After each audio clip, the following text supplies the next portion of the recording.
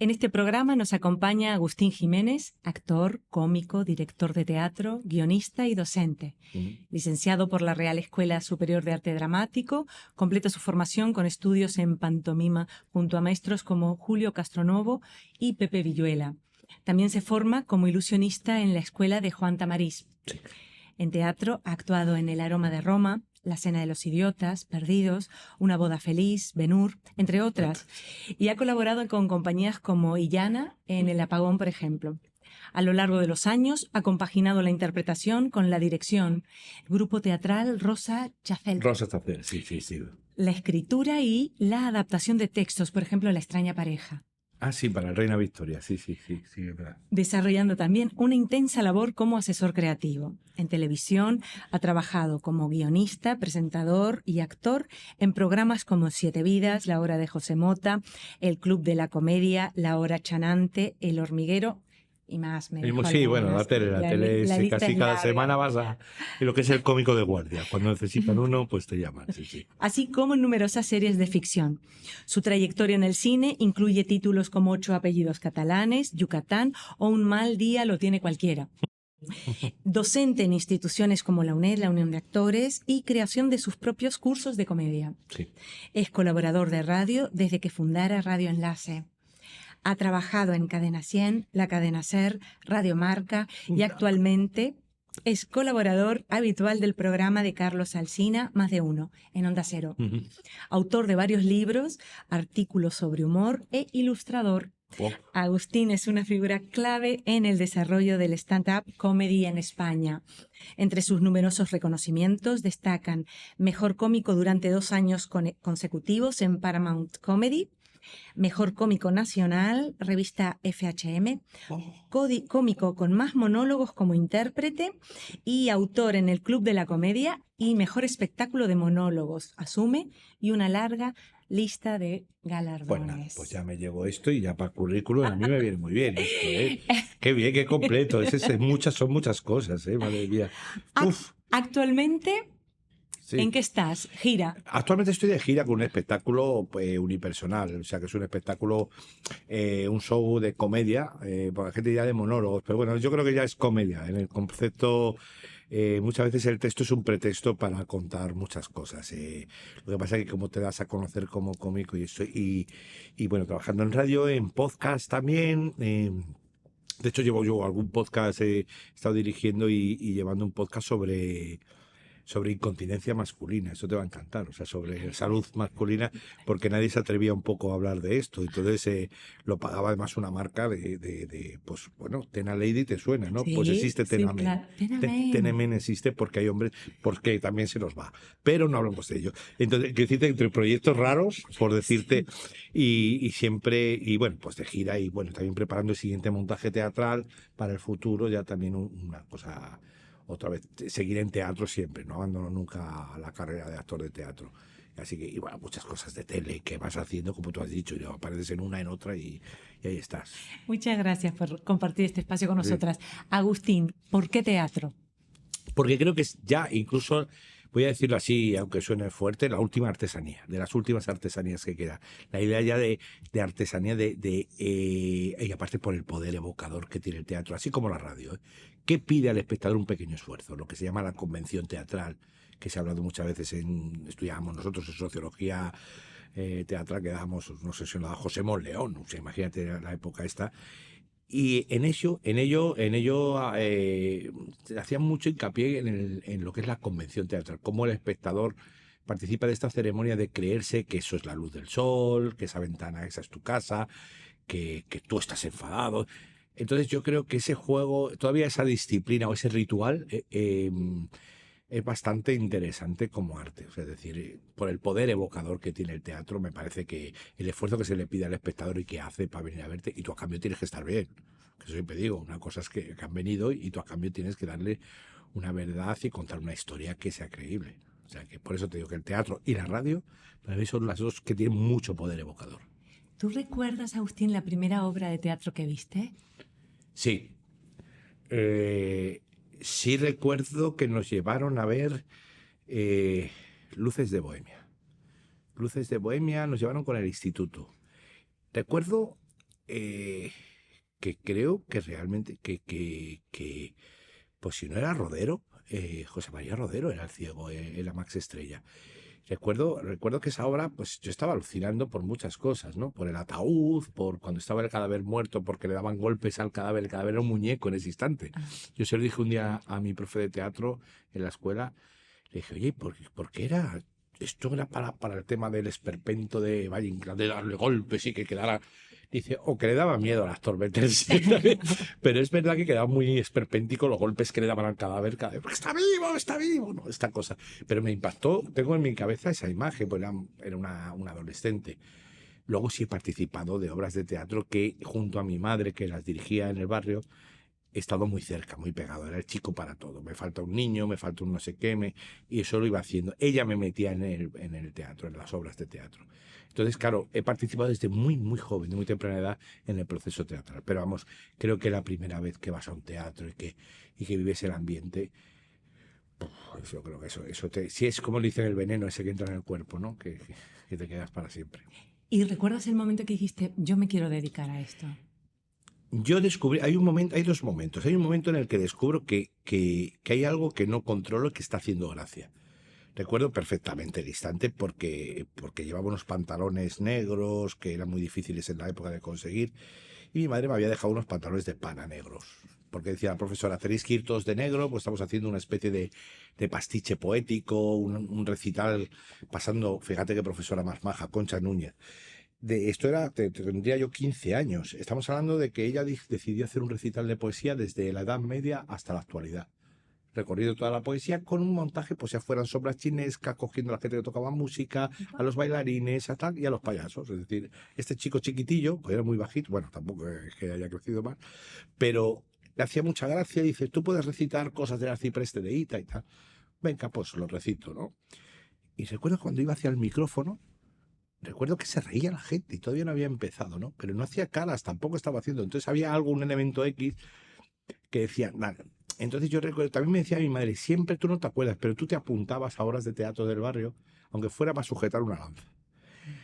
Recuerdo ese veneno y recuerdo estar de figurante, coro figurante, porque cantábamos también en los veranos de la villa en la zarzuela. Yo quería estar cerca.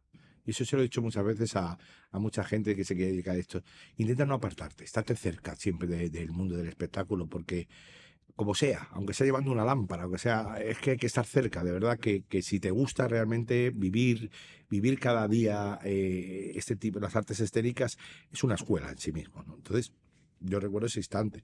Luego ya ha habido varias etapas en las que he dicho, pues ahora me voy a dedicar a esto, ahora esto, dentro del mundo de la escena. Pero vamos, el primer crack, yo creo que es ese momento. Recuerdo perfectamente cómo andar hacia el micrófono, con mucho miedo, porque vas a recitar el arcipreste de Ita antes tus compañeros del instituto, que es un ladrillo. No es que sea un ladrillo, pero quiero decirte que para ellos es como...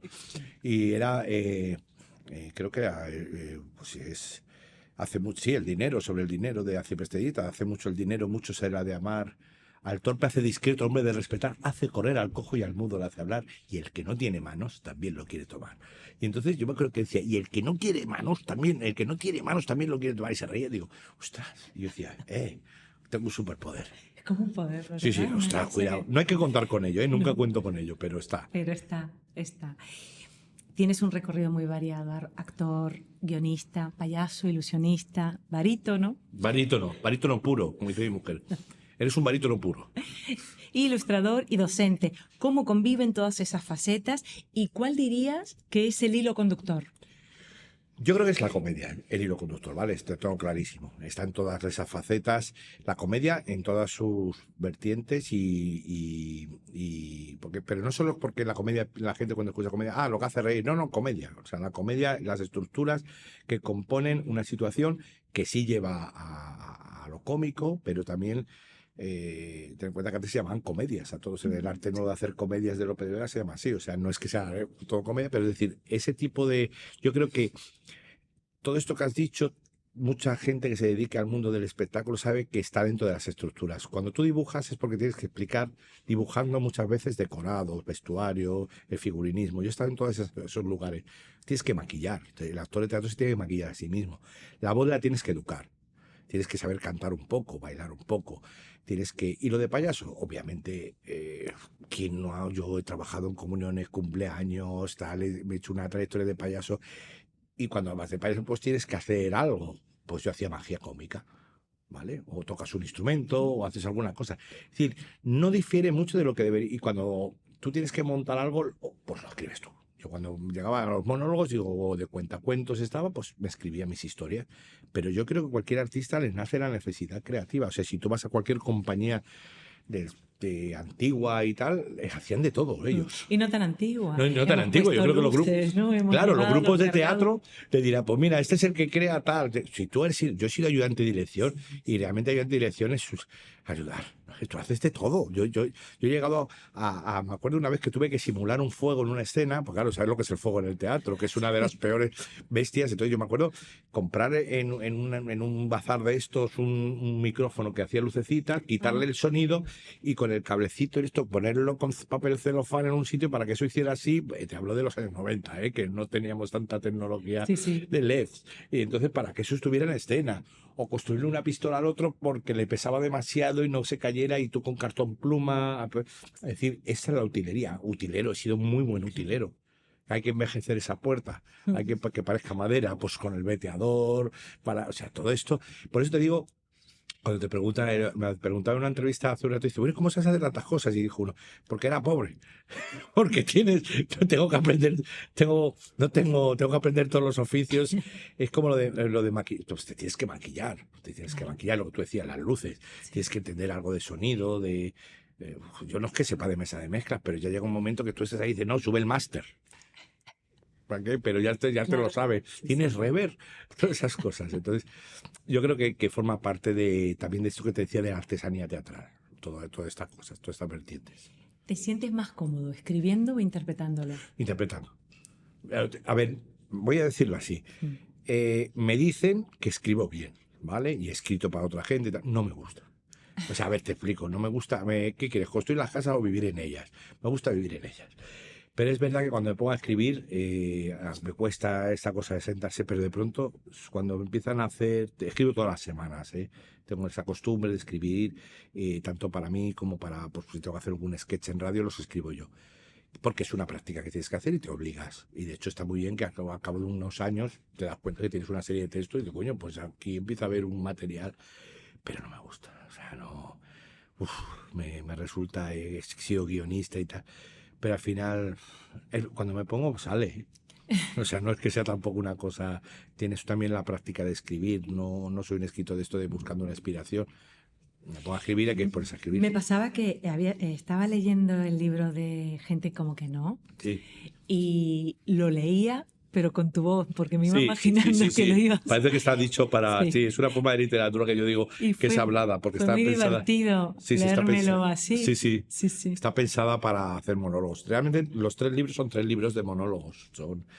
por si alguien, yo creo que además hace falta mucho texto también, mucha gente te pide, oye, ¿tendrás un monólogo por ahí? Entonces, venga, va, coge este. Sí. Has sido pionero del stand-up en España. Sí. ¿Cómo viviste esa etapa? Pues fíjate, te hacía un apunte antes, ellos nos fueron a buscar. No existía, digo el Paramount Comedy.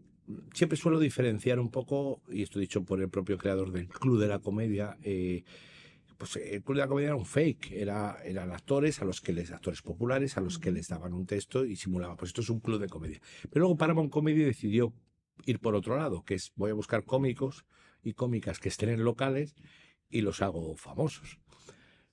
Claro, empecé la búsqueda, empecé en esos instantes que quién había, pues yo era cuentacuentos en un sitio, no sé quién parece que contaba historias en tal lado, uno era mago y se recicló. No había mucho material. Entonces, claro, yo lo viví ese momento, no sabía, yo alucinaba. O sea, yo alucinaba porque cada cierto tiempo tenías que escribir algo nuevo. Yo tiraba de mis cuentos y los transformaba. De hecho, recuerdo el monólogo que más popular se hizo, que fue el del macho español, que era una idea. Era un cuento que yo contaba, que hablaba de seres imaginarios, como que ya no existían. ya no existen las brujas, los duendes, los no sé qué, y tal. Y entonces me iba descamisando, porque ibas de negro cuando eras cuentacuentos, con esto de la narración oral escénica, lo hacías todo muy de negro para la neutralidad. Entonces yo me acuerdo que me ponía una chaqueta blanca que tenía, me abría el cuello y me parecían las cadenas de oro y las gafas de sol. Digo, y os voy a hablar de un personaje, digo, del macho español, que es una auténtica parodia del machoto y tal, y además que no... Es un monólogo que ha sobrevivido, digamos, pero por una cuestión, porque es una parodia. Yo soy blanco, heterosexual, entonces me parodio a mí mismo. Pues este aspecto que tengo, pues me parodio. No soy una persona, no soy machista, no soy una persona que tenga eso. Pero es que este monólogo tampoco, este monólogo es una parodia, es una burla de lo que somos, gestualidad, formas de andar. Y la gente lo entendió muy bien. De hecho, las mujeres entienden muy bien el monólogo parodia, aunque yo me dice, es un homenaje, sí, a ti.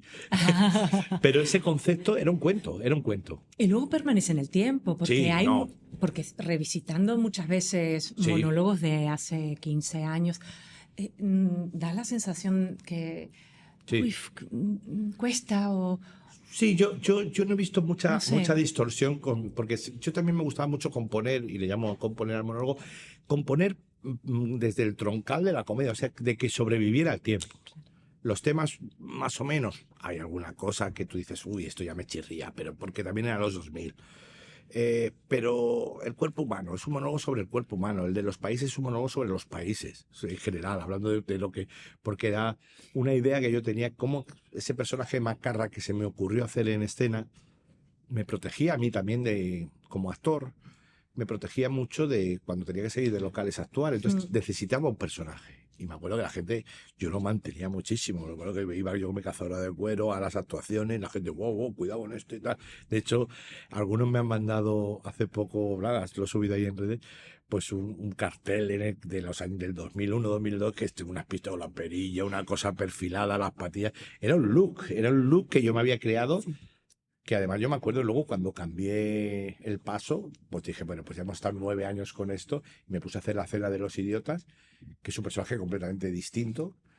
La gente no, cuando me miraba en escena, decía, es el cover, ¿no? O sea, no sabían que era yo, no sabían que era yo. Pero bueno, que eso se trata, yo creo que ese es el arte, la fascinación, ¿no? El farsantis viatoris, el cómico, puede parecer siempre en crisis, siempre a punto de extinguirse, pero todo apunta a que su capacidad de adaptación es inagotable y, por tanto, infinita su existencia. Extraído de Bestiario de Teatro, Amargor Ediciones, de Pepe Villuela. Sí. ¿Cómo son los infinitos procesos creativos de Agustín? Yo creo que esto que dice tiene razón, es verdad que en la propia crisis nos crecemos.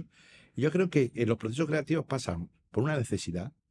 En mi caso, necesitabas textos en tal momento y me puse a escribir. Y cuando hay una, digamos, la deadline, también, que se dice así, ¿no? La línea de la muerte, tienes que entregarte al día, pues te pones a escribir o te pones a crear algo. Y a mí me pasa mucho. Encargos, sobre todo con encargos, pues yo me pongo, si no, no. Por mí mismo, bueno, el proceso creativo, en nuestro caso, funcionamos mucho con notas que vamos apuntando. La idea, aquí en España no se entiende mucho este término, pero se entiende distinto lo de las rutinas cómicas que se llama. La rutina que viene a ser ese numerito que tú te has preparado de varieté de 5 minutos, que digamos que es lo que hacemos nosotros en los espectáculos. Son pequeños números de variedades unipersonales.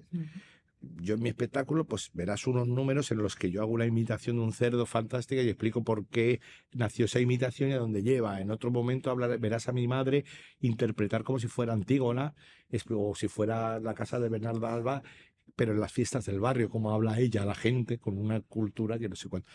Son personajes. Entonces todo ese proceso lo que hacemos es anotar. Y luego, yo lo digo, explico muchas veces en los métodos de enseñanza que tengo yo sobre el monólogo. No escribas hasta que tengas algo que escribir. Si cuando tú te das una libreta llena de notas, entonces ya empieza a colocar en el folio. El folio en blanco es verdad que te echa para... cuesta. O sea, es como que, hostia, ¿por dónde empiezo? ¿No? De hecho, las primeras líneas son divagaciones siempre. Que te escribe cuando te enseña monólogo es una divagación. Todavía estás calentando. ¿Y lo físico te gusta llevarte a Totalmente. pensar en el gesto? Totalmente. Analizarlo? No. Está basado prácticamente... mira, yo digo... Hay una frase que digo en mis cursos y yo creo que es una frase que la verdad, poco a poco va cobrando mucho sentido. Que es el gesto será o no será, pero nunca será a medias. Lo explico siempre. Porque hay gente que a veces se siente sola en el escenario cuando estás actuando, y nos pasa mucho a los actores y a las actrices, pues ahora voy a hacer esto. Espera, ¿te lo ha pedido o simplemente es que tus sensaciones, hace mucho que no hago un gesto y voy a hacerlo? O sea, lo llamo el acting de figurante. De hecho, en el escenario, hay una de las rutinas en las que mi madre es la que regaña. Digo, son las madres las que se han aprendido una bronca estructurada sin titubeo y el padre. Y digo, es un figurante, tiene un acting de Ay, figurante me mientras la acuerdo. madre está entregada, explicando y tal. Hay un señor al lado haciendo como una gestualidad. Esa La gestualidad, conozco. claro, enseguida el espectador la ve. Ve a un Sí, sí, señor sí, sí. que ve el acting, ¿no? El acting Sí. de figurante le llamo yo. De hecho, dices, en el pasillo está, Si ¿no? él se Algo asoma la que se cabeza y dice, asoma esto no es un hotel. y lo ve. Que además remató, eso no sé si viste el remate nuevo que decía, todos los padres dicen, esto no es un hotel, menos el padre de Paris Hilton. No, no, Entonces, eso no, ha rematado, ¿no? pero es un... Normalmente los personajes, cuando los subes al escenario y normalmente uno de mis fuertes suele ser el acting. O sea, yo sé que está ahí, mucha gente me lo ha dicho. No renuncies nunca a esa parte en la que el personaje aparece y te pones a hacer de Pablo Escobar o de no sé qué, porque claro, hablo también de que mi hijo ha visto tanto Narcos que cuando le regaño te habla como Pablo Escobar. Escúchame, patrón, se me calma, usted está... Pero tal. Entonces, claro, tienes que... Fíjate, nosotros tiene tal importancia el gesto porque además tienes que salir y entrar a una velocidad. Eres el narrador Sí. y los personajes. Pero me gusta mucho. De hecho, tengo muy estudiado dónde va a ir colocado el micro en tal instante, por qué tengo que romper y empezar a explicar una cosa para recoger en tal lugar, por qué yo estoy hablando en tal momento, explicando al público y de pronto me tengo que sentar porque yo estoy viendo una película y es mi padre dormido al lado. Todo el rato lo tengo muy claro, que tengo que estructurarlo como una obra de teatro pequeña. Justo te iba a preguntar, el tempo, la pausa y el silencio, ¿qué valor tienen? Mira, esto tiene tanto valor, me lo han dicho muchas compañeras, y me han dicho compañeras y compañeros, me lo han dicho mucho de compañeros del punto del stand-up, que les gusta mucho los tempi que tengo yo con la pausa, ¿no?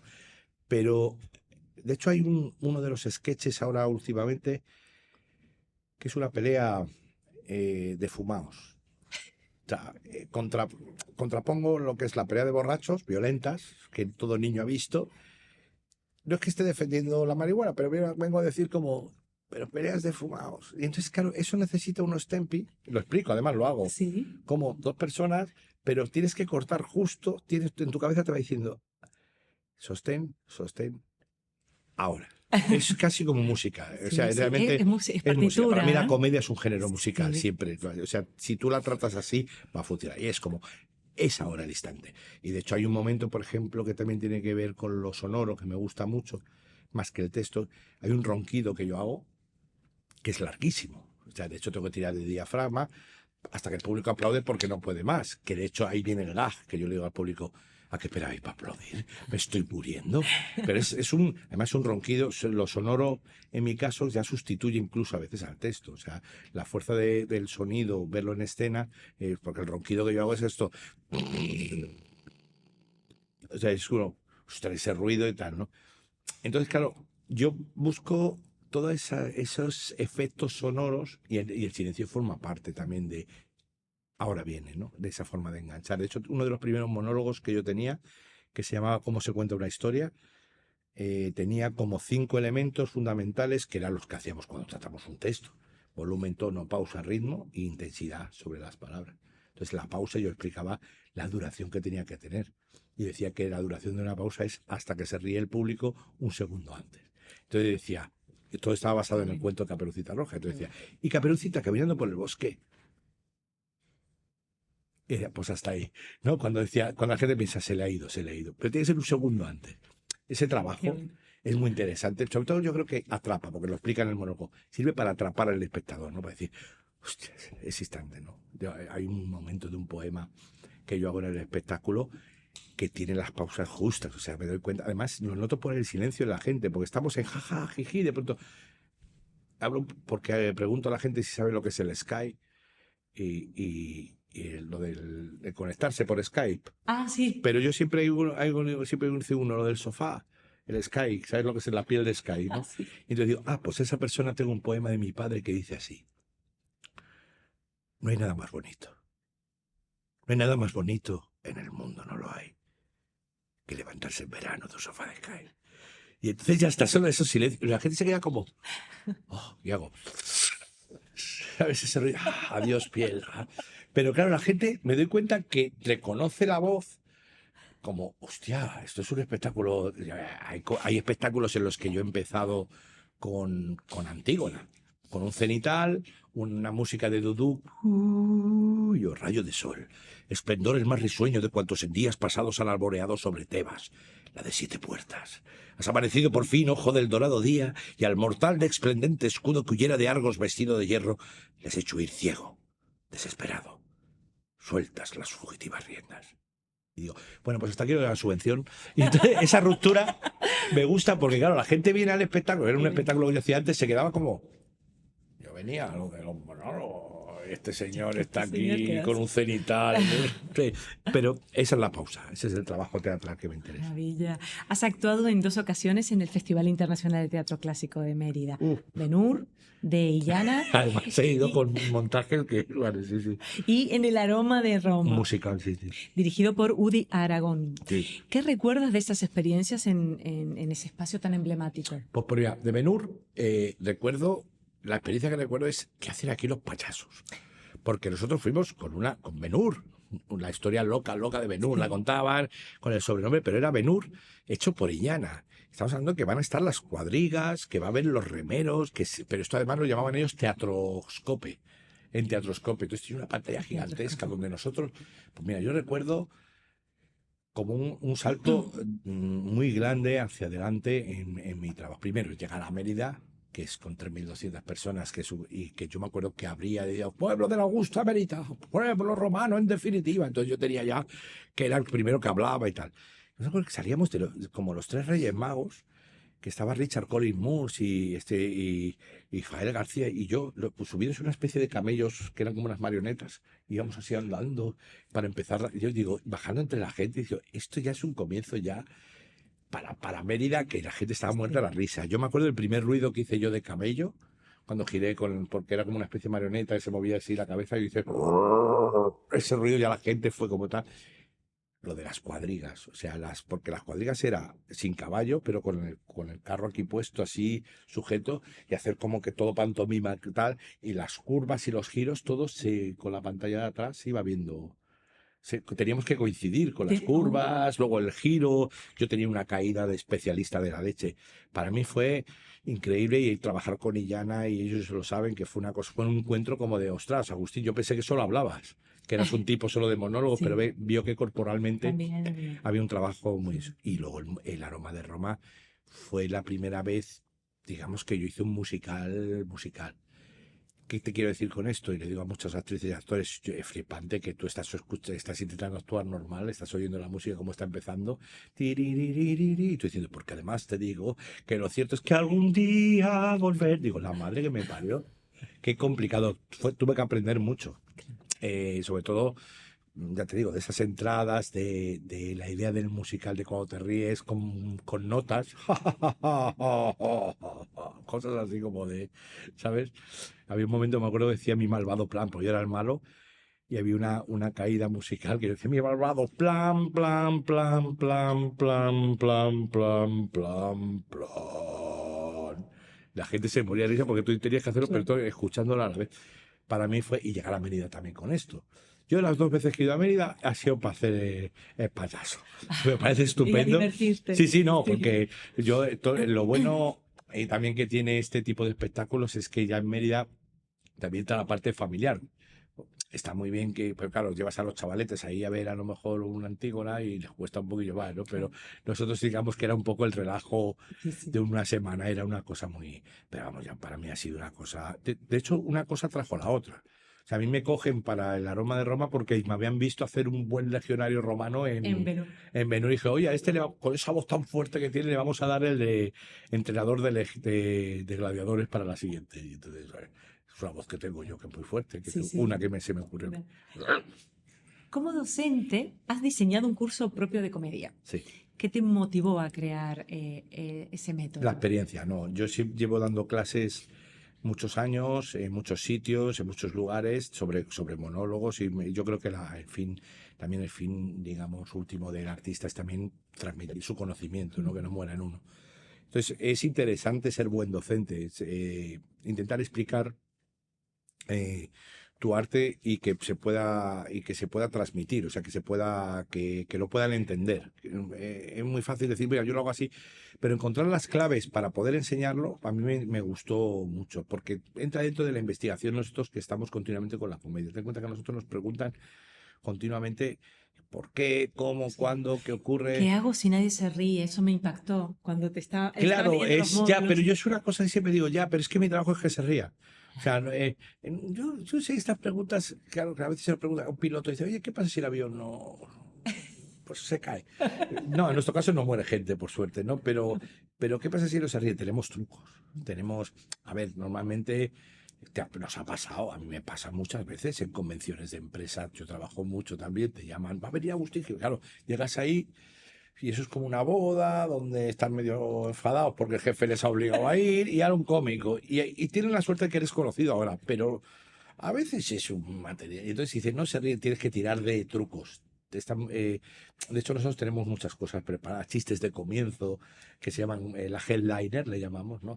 Pues como para romper. Ten en cuenta que también ya a nivel físico, ya no emocional, sino a nivel físico, lo que tienes que hacer es relajarles el diafragma, darles a entender, este tío sabe lo que hace, entonces vamos a dejar de trabajar. Porque también hay una empatía de tensión contigo como juego. Si yo estuviera ahí, está todo el mundo muy tenso. Sí. Yo cuando me contratan en muchos sitios, el sábado estaba la concejala de Cultura, pues yo te he contratado yo porque nos ha gustado mucho, ¿qué tal? Pero estaba un poco tensa como diciendo, será como lo que he visto por ahí, ¿no?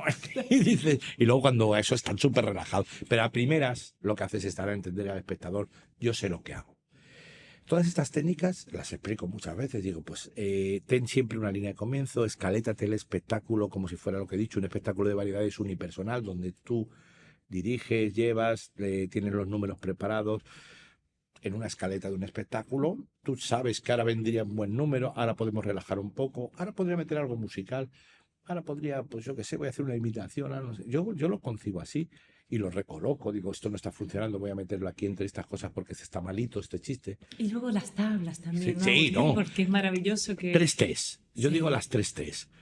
Un día me lo inventé esto, ¿eh? Un día que fui a un sitio, a una reunión, y dije, no, que faltan las 3 Ts. Talento, trayectoria o técnica. Con una me vale. Cualquiera de las tres, pero tiene que haber una. Le dije a no sé quién, ¿no?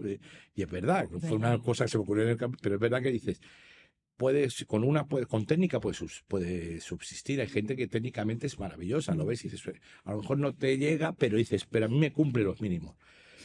El talento, hay gente que no tiene técnica ni tiene trayectoria, pero sube al escenario y no puedes dejar de mirarla. Y luego hay gente que tiene trayectoria y no tiene las otras dos, pero como le conoces de toda la vida, este tío ya sube ahí, ya, hombre, pues sí. Si no, bueno, no lo hace muy bien, pero a mí me cae bien. Esto funciona así, estas 3 Ts. Si quiere alguien incluir alguna T más, me da igual la tontería. Pero la técnica, el talento y la trayectoria, esas tres cosas te ayudan muchísimo. A mí me ayuda la trayectoria, me ayuda la técnica porque la utilizo para el escenario. Y el talento, pues oye, pues espero. Dice la gente que a veces tengo gracia de natural. Pues bueno, pues la uso. Pero no cuento con esa, ¿eh? Cuento con la técnica por si acaso algún día estás cansado. Eso pasa mucho. También. Oye, ¿qué pasa si estoy cansado? Pues usa la técnica.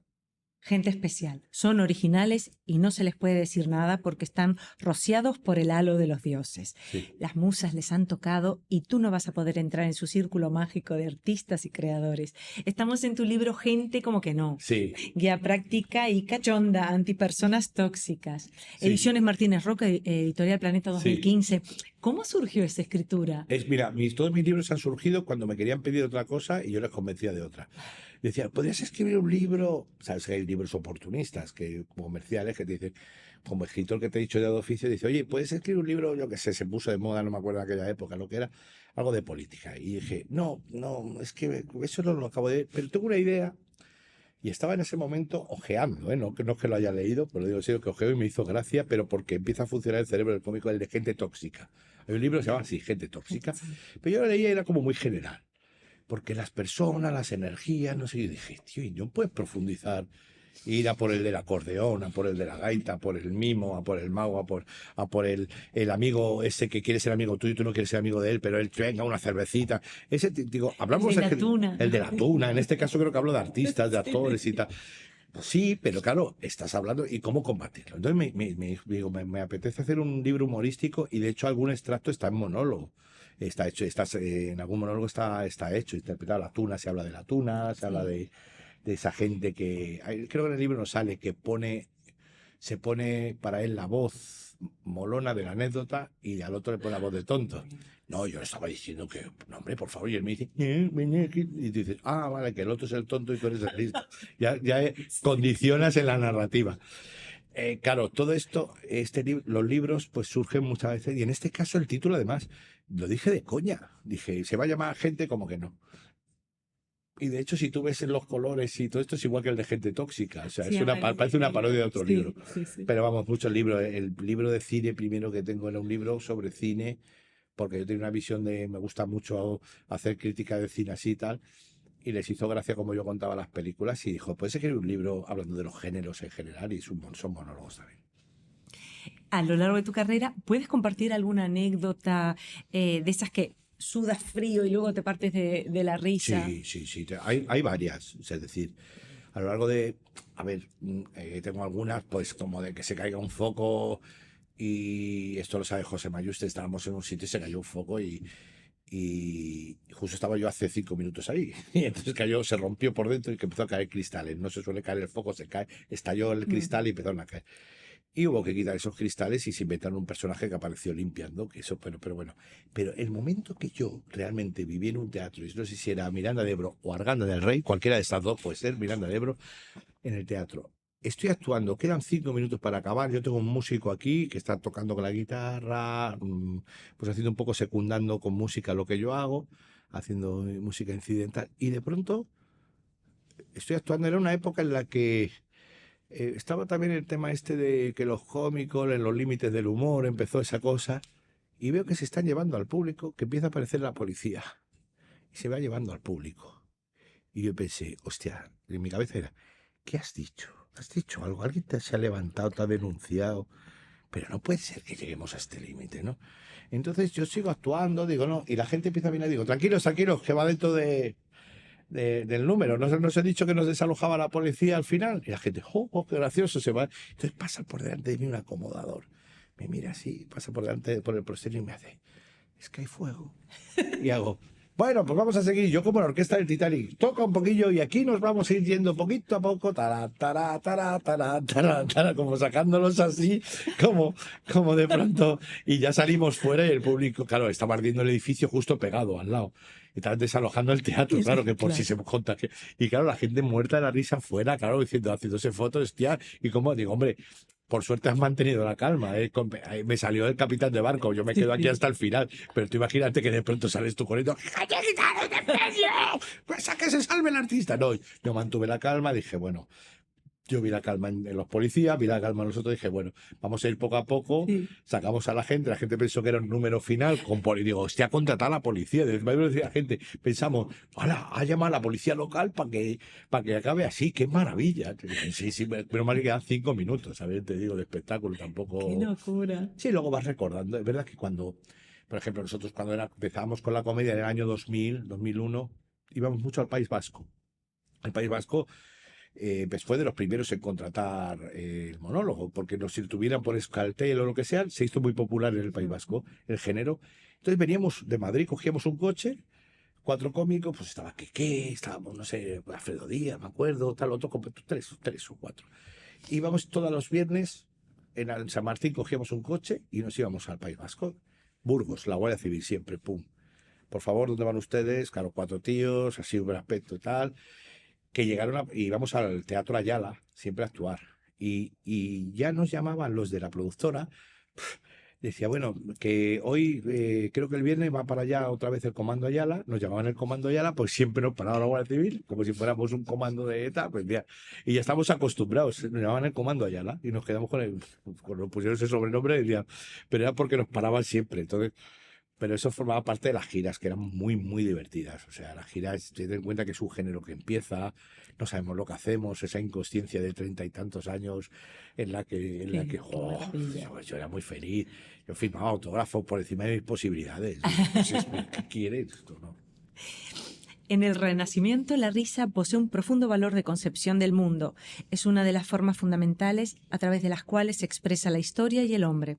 Es un punto de vista particular y universal sobre las cosas. Solo la risa, en efecto, puede captar aspectos excepcionales del mundo. Mijail Bakhtin, La cultura popular, Alianza 95. ¿Qué es para ti la necesidad de reír? Yo creo que es la diferencia muchas veces entre la tragedia y la comedia es que en la tragedia el héroe no tiene más remedio que acatar el destino que le ha dado un oráculo o lo que sea, ¿no? En la comedia el héroe le habla directamente a los dioses y les pregunta qué está pasando aquí. Esto en una comedia, en una de Woody Allen, creo que es una Dios se llama, se ve muy claramente, ¿no? Que es como es una parodia sobre el teatro griego, todo el rato Dios, una comedia se llama así, Sí. y en esa parodia, pues un poco el héroe pregunta y dice, a ver, ¿esto de qué va? ¿Por qué tengo que llevar yo un mensaje en el que voy a morir? ¿Por qué estoy designado, no? Yo creo que la importancia de la risa, fíjate la poca risa que hay, las pocas carcajadas que hay en ciertos libros sagrados, ¿no? Como de pronto han dedicado tan poco a reír. De hecho, una de las risas, hay un libro que se llama, no me acuerdo la autora, pero La risa de las mujeres, que habla también de un poco cómo la risa se convierte en algo peligroso para los hombres cuando las mujeres ríen. ¿Qué trama? ¿Y estas por qué se ríen juntas? ¿Por qué no les hago falta? ¿Por qué se ríen? Y habla un poco de cómo en la Biblia Sara, la mujer de Abraham, se ríe. Es el momento, creo que es la única carcajada así que hay, porque le dice, oye, que sí, que ya puedes tener hijos. Y dice, pues sí, tiene 80 años. Entonces ella se ríe. Y entonces a raíz nace un poquito la idea esta de la risa. ¿Qué pasa? ¿Qué poder tiene eso de enseñar los dientes? De hecho, creo que hay una pintora que, joder, la echará una charla porque se pintó a sí misma enseñando un poquito la sonrisa, sonriendo. Pero es verdad que resulta peligrosa y me gusta, porque no resulta peligrosa, es que de pronto todo, todo lo que parecía sagrado, de pronto lo hemos señalado, Tambalea, se ¿no? tambalea. Sí. Sabemos, nosotros calculamos mucho la distancia de cuándo puedes hacer reír, ¿no? Como en la tragedia, tú puedes de pronto decir, vamos allá, intentamos luego contarlo esto desde una perspectiva y seguramente es como con el rompimiento brechtiano de Bertolt Brecht. Ujú. Voy a romper, porque no me interesa el melodrama, me interesa que tú pienses por qué esta mujer pasa hambre. ¿Cuáles son las circunstancias sociales que hacen que esta persona lo esté pasando mal? No me interesa el melodrama, la lagrimita y que la pobre. No, quiero que la risa hace un poco eso, es el cabaret. O sea, es pum. Y ahora os cuento una cosa, pero bueno, no estábamos hablando de esto. Muchas veces hablo de la película esta La vida es bella, ¿no? Que dices, entonces, ¿esto qué género está? ¿En qué género está? Si es una tragedia de fondo, pues una tragedia, sabemos lo que le va a ocurrir, pero está contada en clave de comedia, está todo llevado al mundo del payaso. Claro, por eso te digo, la risa tiene un poder tan grande, en algunos casos, que no piense la gente, pues bueno, qué bien que vengo aquí a que me hagas olvidar. No, yo no quiero hacerte olvidar, yo quiero No. hacerte recordar cosas y tal. Yo hablo muchas veces del Titanic, ¿no? Que es una tragedia lejana y que normalmente las claves de la comedia, nosotros lo que hacemos muchas veces es cambiar, para el surrealismo, cambiar una clave. Con que cambies quites una pieza, por ejemplo, en el Titanic, si tú cambias, yo siempre lo explico, si cambia la temperatura, si el Titanic es en el Mediterráneo, en unas aguas calientes, esto es esperar a que nos salven, ¿no? Cuento muchas veces lo de la romantización de las tragedias, de mira la Sí, orquesta del Titanic tocando hasta el final. Tú imagínate, esta historia la has oído, ¿no? Que la orquesta está tocando hasta el sí, sí, final, sí. ¿no? Y yo rompo ahí, digo, todos estaban con cierta pesadumbre, pero a la vez entregados a su arte. Bueno, no todos. El del contrabajo decía, bueno, si esto se va, yo me subo aquí y mi mujer va en la funda, ¿sabes? Pero está lejos, puedes hablar de ello, es decir, también calculamos, Sí, la somos muy distancia. profesionales en Sí. esto. pero es verdad que nos gusta mucho trabajar esto. Yo creo que la risa es un revulsivo fuerte, es un catalizador. De hecho, estudios universitarios de estos de la Universidad de Michigan, de estas cosas que se hizo sobre el humor, el chiste más votado fue un chiste negro, de humor negro. Porque la cosquilla es en el cerebro, es una forma de, no debería reírme, ¿no? Es un chiste negro, o sea, es el más votado. O sea, por eso te digo que nos gusta. Qué maravilla. Me gustaría acabar Sí. con un pasaje extraído de La vida y cómo sobrevivirla, Alba Editorial 99, un diálogo entre John Cleese y Robin Skinner, un cómico y un terapeuta. Robin dice, todo estriba en hacer borrón y cuenta nueva en cada ocasión para volver a empezar de cero, puesto que lo interesante es el juego. En mi opinión, la vida ha de tomarse de esta manera, como si fuera un juego en el que hay que participar alegremente y del que sin lugar a dudas hay que disfrutar en la medida de lo posible. Y dice John Cleese, me da la impresión de que esa es una actitud profundamente sana. Lo que importa no es llegar, sino el viaje, lo cual me da la oportunidad de citar las últimas palabras que más me gustan, las que dijo una mujer inglesa de finales del siglo XVIII. A punto de expirar, esta mujer declaró, bueno, ha sido de lo más interesante. Mil gracias, Agustín. Es un placer tenerte aquí y compartir este espacio de encuentro, por disfrutarte y reírnos contigo muchísimas veces. Muchas gracias a vosotras, de verdad. Y nada, yo no. Muchas gracias por seguir cultivando esta artesanía última que decimos, ¿no? Del teatro y de las artes escénicas y dar la oportunidad de poderles explicar el proceso, qué hay detrás. Es interesante, porque mucha gente piensa que esto es suerte y alcohol. No, Sí. no, hay un trabajo detrás. Muchas gracias. A vosotros. Nos vemos la semana que viene. Eso no es, mientras tanto, vayan al teatro.